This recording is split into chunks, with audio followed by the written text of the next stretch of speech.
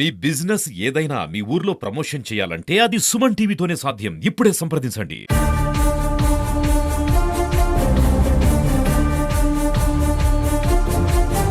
Sir నా పేరు పవిత్ర, 5th year architecture చదువుతున్నాను యూనివర్సిటీలో. 2020లో మా అడ్మిషన్స్ తీసుకున్నారు సార్. మొత్తం 13 గ్రూప్స్, 8 గ్రూప్స్ సిఎఫ్ఏ, మిగతా గ్రూప్స్ అని ఎస్పీలో తీసుకున్నారు. తీసుకున్నప్పుడు ప్రతి ఒక్కరికి మా పేరెంట్స్ ని పిలిచి అడ్మిషన్ ప్రాసెస్ అనేది కడపలోనే జరిగింది మా అందరిది. అది కూడా ప్రైవేట్ యూనివర్సిటీ అడ్మిషన్ లా కూడా కాదు, గవర్నమెంట్ ద్వారా, ఏపీ గవర్నమెంట్ కౌన్సిలింగ్ ద్వారా వచ్చిన వాళ్ళు మా స్టూడెంట్స్ అందరం కూడా. ప్రతి ఒక్కరు ర్యాంకర్స్ సార్, ఇక్కడ టాపర్స్ అయ్యి వచ్చిన వాళ్ళే, అందరూ మంచి మంచి పర్సనేజ్లు ఉన్న వాళ్ళు, అలా కౌన్సిలింగ్ ద్వారా వచ్చిన వాళ్ళే. వచ్చినప్పుడు అసలు మేము గవర్నమెంట్ క్వశ్చన్ చేస్తున్నాం సార్. ఒక యూనివర్సిటీ పెడుతున్నప్పుడు ఒక లైసెన్స్ లేదు అని మీకు తెలియదా? తెలియకుండా నాకు యూనివర్సిటీ ఎలా స్టార్ట్ చేస్తారు? ప్రైవేట్ యూనివర్సిటీ అంటే మీ దగ్గర రాలేదు అనుకోవచ్చు, గవర్నమెంట్ యూనివర్సిటీ అయ్యి మీ దగ్గర ఎలా రాలేదు? అలా 3 years అనేది అలా లైసెన్స్ లేకుండా జరిగింది. మాకు అడ్మిషన్స్ చేస్తున్నప్పుడు ఇప్పుడు ఎవరు అడగలేదు, ఎవరు చెప్పలేదు కూడా, ఇట్లా మీకు లైసెన్స్ లేకుండా అడ్మిషన్స్ చేస్తున్నామని చెప్పి ఎవరు చెప్పలేదు. అన్ని ప్రాపర్గా ఉందనే అడ్మిషన్స్ తీసుకున్నారు. ఒక 1.5 years 6 months లో మొత్తం మాకు ఇన్ఫ్రాస్ట్రక్చర్ వస్తుంది, కాలేజ్ బిల్డింగ్ వస్తుంది అని చెప్పి పేరెంట్స్ అందరికి ఒక సైట్ చూపించారు.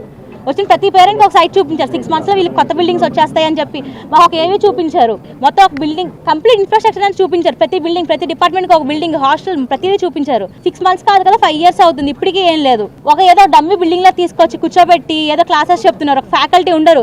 సీనియర్ ఈ 5 years నేను ఒక సీనియర్ ఫ్యాకల్టీని చూడలేదు సార్. ఈ కాలేజ్లో ఒక సీనియర్ ఫ్యాకల్టీ ఉండరు. ఇక్కడికి వచ్చిన తర్వాత మాస్టర్ సర్టిఫికేట్ తీసుకున్న ఫ్యాకల్టీ చాలా మంది, మా క్లాసెస్ చెప్పి తర్వాత కన్వకేషన్ డేకి వెళ్ళి మాస్టర్ సర్టిఫికేట్ తీసుకున్న ఫ్యాకల్టీ చాలా మంది ఉన్నారు. 5 years అయిపోయింది. ఇప్పుడు మేము లాస్ట్ మంతే మాకు అయిపోవాలి ఎగ్జామ్స్, 22nd అయిపోవాలి. మేము దాన్ని పోస్ట్పోన్ చేసుకుని ధర్నాలో కూర్చున్నాము. మాకు 15 days వచ్చేస్తుందని చెప్పి ధర్నా ఆపిచ్చేశారు. ఎగ్జామ్స్ అవ్వలేదు, మాస్టర్స్కి వెళ్ళలేదు. ఆల్రెడీ మాస్టర్స్కి అడ్మిషన్ స్టార్ట్ అయిపోయినాయి. ఇవి మాకు 1 year అందరికీ వేస్ట్ అయిపోయినట్టే. సివై నెంబర్ లేదు, ఇప్పటికీ మేనేజ్మెంట్ నుంచి ఆన్సర్ లేదు మాకు. ఇప్పటికీ అడుగుతుంటే ఇంకా 1.5 month కావాలంటున్నారు. ఇంకెందుకు సార్, ఇంకో 3-4 years తీసుకోండి, మేము వెయిట్ చేస్తూ ఉంటాం, మా కెరియర్సే కదా. 2020, 2021, 2022 సంవత్సరానికి సంబంధించిన ఫైన్ ఆర్ట్స్ అండ్ ఆర్కిటెక్ట్ యూనివర్సిటీకి కౌన్సిల్ ఆఫ్ ఆర్కిటెక్ట్ నుంచి అనుమతులు లేకోకుండా ఎవరు వైస్ ఛాన్సలర్ ఉన్నా, ఎవరు రిజిస్టర్ ఉన్నా విద్యార్థుల జీవితాలతో చెలగాటమాడడానికి ఇవాళ రాయలసీమ ప్రాంతంలో ఉన్నటువంటి ఒక స్పెషలైజేషన్గా పెట్టినటువంటి వైఎస్ఆర్ అండ్ ఆర్కిటెక్ట్ యూనివర్సిటీలో జరిగినటువంటి అన్యాయం పట్ల మేము పోరాడుతూ ఉన్నాం. ఈ పోరాటానికి మద్దతుగా కాంగ్రెస్ పార్టీ అధ్యక్షురాలు శ్రీమతి షర్మిల గారు ఇవాళ మద్దతు తెలుపుతా ఉన్నారు. వారికి ప్రత్యేకమైనటువంటి అభినందనలు. ఇవాళ ఆల్ ఇండియా స్టూడెంట్ ఫెడరేషన్గా మేము ఒక్కటే డిమాండ్ చేస్తూ ఉన్నాం. ఇవాళ విద్యార్థుల జీవితాలను అన్యాయం చేస్తూ ఉంటే హెచ్ఆర్డీ మినిస్టర్, విద్యాశాఖ మంత్రి ఏం చేస్తూ ఉన్నారు? మీరు కడపకు అవి ఇచ్చాం, కడపకు నిధులు ఇచ్చాం, యూనివర్సిటీలు ఇచ్చాం, విద్యాశాఖను ముందు వైపు నడిపిస్తామని చెప్పి మాట్లాడుతూ ఉన్నారు. 5 నిమిషాల్లో రెస్పాండ్ అవుతా ఉన్నటువంటి విద్యాశాఖ మంత్రి ఇవాళ నెల రోజులు గడుస్తూ ఉన్నా నీ కలెక్టరేట్ తిరిగాం, నీ యొక్క సచివాలయాన్ని తిరుగుతూ ఉన్నాం, ఏం స్పందిస్తూ ఉన్నారు? ఇవాళ బూటకు మాటలు చెప్తా ఉన్నారు. కౌన్సిల్ ఆఫ్ ఆర్కిటెక్ట్ పర్మిషన్ లేకోకుండా అడ్మిషన్ చేస్తూ ఉన్నారు. యూనివర్సిటీకి సంబంధించినటువంటి నామ్స్ లేకోకుండా, ప్రొఫెసర్ లేకోకుండా, రెగ్యులర్ ఫ్యాకల్టీ లేకోకుండా విద్యార్థులను మోసం చేస్తూ ఉంటే ఇక్కడ ఉన్నటువంటి విద్యార్థి సంఘం లేదంటే ఈ ప్రాంతంలో ఉన్నటువంటి ప్రతిపక్షాలతో కలిపి పెద్ద ఎత్తున పోరాటానికి శ్రీకారం చుడతాం.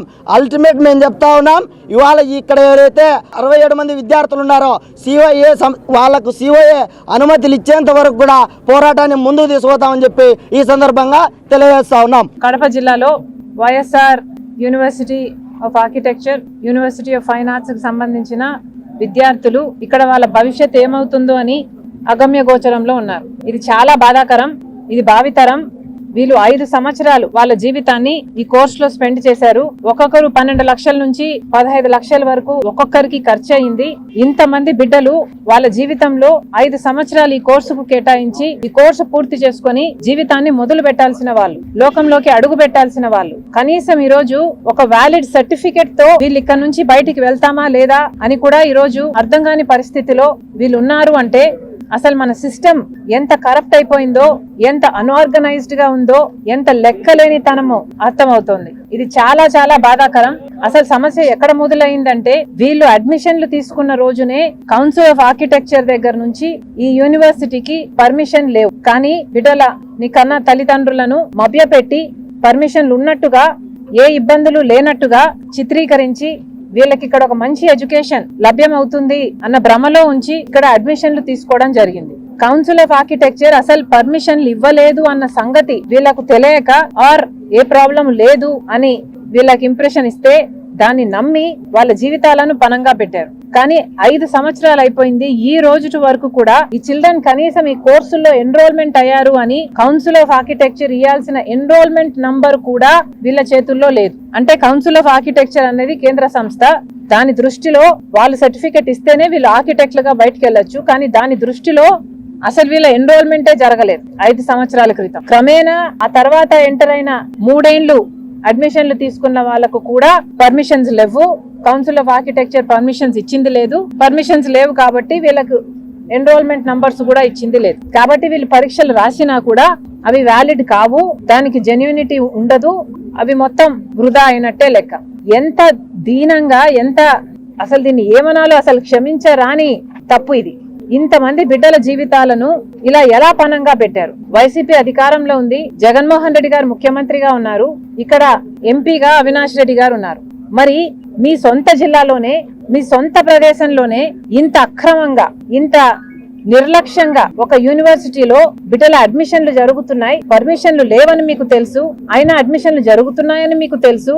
ఈ రోజు వరకు కూడా మీరు అసలు స్పందించటం లేదు అంటే అసలు మీరు మనుషులో మానలో అర్థం కావటం లేదు. ఈ రోజు వరకు కూడా కౌన్సిల్ ఆఫ్ ఆర్కిటెక్చర్ దగ్గర నుంచి మీరు ఎప్పుడైతే పర్మిషన్లు తీసుకోకుండా యూనివర్సిటీ మొదలు పెట్టారో అప్పటి నుంచి చేసిన ప్రయత్నం లేదు. కౌన్సిల్ ఆఫ్ ఆర్కిటెక్చర్ దగ్గర దీనికి పర్మిషన్లు తీసుకోవాలి అని చేసిన ప్రయత్నమే లేదు. ఎందుకంటే ఏ క్షణంలోనైనా 2020 నుంచి ఎప్పుడు మీరు ప్రయత్నం చేస్తున్నా కూడా, అది ఫలించినా కూడా ఏదో ఒక టైంలో ఇంటర్వెన్షన్ గా వీళ్ళ చేతుల్లో ఆ ఎన్రోల్మెంట్ నంబర్లు పెట్టేవాళ్ళు. అసలు ఎన్రోల్మెంట్ నంబర్లే వీళ్ళకు రాలేదు అంటే అసలు మీరు ప్రయత్నం చేసినట్ట చేయనట్ట.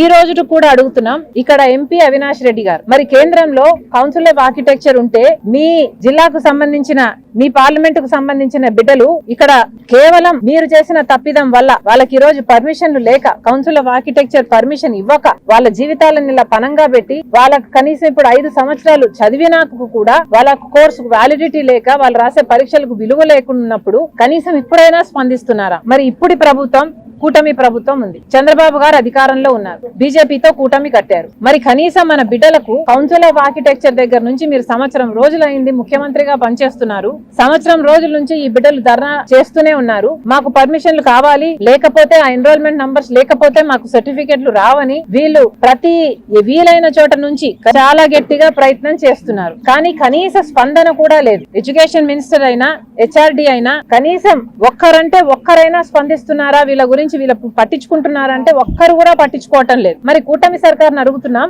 మరి బీజేపీకి ఎందుకు మద్దతు ఇస్తున్నాడు? ఈ రోజు కేంద్రంలో బీజేపీ అధికారంలో ఉంది, కౌన్సిల్ ఆఫ్ ఆర్కిటెక్చర్ అక్కడ ఉంది. మరి మీరు కూటమి ప్రభుత్వానికి, మీరు బీజేపీకి మద్దతు ఇస్తే కదా ఈ రోజు బీజేపీ ప్రభుత్వం అక్కడ అధికారంలో ఉంది. మరి ఆ మాత్రం మీరు కేంద్ర సంస్థలకు చెప్పించుకొని మీరు ఆ పనులు చేపించుకోలేరా? ఎంతసేపు అండి మీకు మీరు అనుకుంటే పర్మిషన్ తెచ్చుకోవడము? కౌన్సిల్ ఆఫ్ ఆర్కిటెక్చర్ దగ్గర ఇలా తప్పు జరిగింది, 3 సంవత్సరాలుగా పర్మిషన్ లేకుండా ఎన్రోల్మెంట్స్ జరిగాయి, తప్పే జరిగింది, కానీ అది బిడ్డలకు శిక్ష వేయడం భావ్యం కాదు కదా. ఏదో ఒక అగ్రిమెంట్ కింద, ఏదో ఒక కండిషన్స్ తో వాళ్ళకైతే ఇవ్వాల్సింది ఎన్రోల్మెంట్ నంబర్స్ వాళ్ళకి ఇవ్వకపోతే వాళ్ళ జీవితం పాడైపోతుంది. కాబట్టి కనీసం మాట్లాడాలి అన్న ఆలోచన కూడా మీకు రాలేదు అంటే ఇక మీరు బీజేపీకి ఎందుకు మద్దతు ఇస్తున్నారు? బీజేపీ పార్టీ మనకి ఏమి ఇస్తుందని, కేంద్రంలో మీరు ఏమి సాధించలేకపోతే మరి ఆ కూటమి ఎందుకు కట్టినట్టు? చంద్రబాబు గారు సమాధానం చెప్పాలి, పవన్ కళ్యాణ్ గారికి సమాధానం చెప్పాలి, లోకేష్ గారు సమాధానం చెప్పాలి. కనీసం చిన్న చిన్న విషయాలలో కూడా మీరు సహాయం చేయకపోతే, మీరు జోక్యం చేసుకోకపోతే, మన బిడ్డలకు సహాయంగా అండగా మీరు నిలబడకపోతే మీకు అధికారం ఎందుకు? కాంగ్రెస్ పార్టీ నేరుగా సూటిగా డిమాండ్ చేస్తున్నాం, ఇంతమంది బిడ్డల జీవితాలతో ఆడుకోవడం భావ్యం కాదు. వెంటనే కౌన్సిల్ ఆఫ్ ఆర్కిటెక్చర్ తో ప్రభుత్వం మాటలు జరపాలి. కౌన్సిల్ ఆఫ్ ఆర్కిటెక్చర్ దగ్గర పర్మిషన్ లేకుండా ఎన్రోల్మెంట్ జరిగింది వైసీపీ ప్రభుత్వం ఉన్నప్పుడు. ఆ 3 సంవత్సరాలు జరిగిన ఎన్రోల్మెంట్స్ కు సంబంధించిన ఈ బిడ్డలందరికీ కూడా పర్మిషన్స్ ఇవ్వాలి, ఎన్రోల్మెంట్ చేసుకోవాలి. వీళ్ళు వ్యాలిడ్ స్టూడెంట్ అని, వీళ్ళ జెన్యూనిటీని ఎస్టాబ్లిష్ చేయాల్సిన అవసరం ఉంది. కాబట్టి ఇక్కడున్న తెలుగుదేశం ప్రభుత్వం, చంద్రబాబు గారు, లోకేష్ గారు జోక్యం చేసుకుని, కూటమి సర్కార్ జోక్యం చేసుకుని వీళ్ళందరికీ భరోసా కలిగించేటట్టు కౌన్సిల్ ఆఫ్ ఆర్కిటెక్చర్ తో వెంటనే మాట్లాడి ఇక్కడ వీళ్ళకు కావాల్సిన పర్మిషన్ వీళ్ళకు గ్రాంట్ చేయాలని, గ్రాంట్ చేసేటట్టు చూడాలని మీరు పట్టాలని కాంగ్రెస్ పార్టీ డిమాండ్ చేస్తుంది. ఇది కేవలం వైఎస్ఆర్ పేరుతో ఉంది కాబట్టి ఇది రాజకీయం చేస్తున్నారా అన్న అనుమానం కూడా కలుగుతుంది. దయచేసి ఇలాంటి రాజకీయాలు బిడ్డల జీవితాలతో చేయకండి. ఈ బిడ్డలు చేసిన తప్పేమీ లేదు, మాకేం అభ్యంతరం లేదు. ఇక్కడ వైఎస్ఆర్ గారి పేరు తీసేసి ఏ జాతీయ నాయకుడో లేకపోతే స్వతంత్రంలో పోరాడిన యోధుడి పేరు పెడతారేమో పెట్టుకోండి, మాకేం అభ్యంతరం లేదు. కానీ యూనివర్సిటీని మాత్రం జరపండి, బిడ్డల జీవితాలతో మాత్రం ఆటలాడకండి. ఇది భావ్యం కాదు. ఇక్కడ ఈ ప్రాంతంలో పెట్టిన ఈ యూనివర్సిటీ ఇక్కడ కొనసాగేలా, విశాఖపట్నంలో కావాలంటే ఇంకొకటి పెట్టుకునేలా ఏర్పాట్లు చేయాలని కూడా కాంగ్రెస్ పార్టీ డిమాండ్ చేస్తుంది.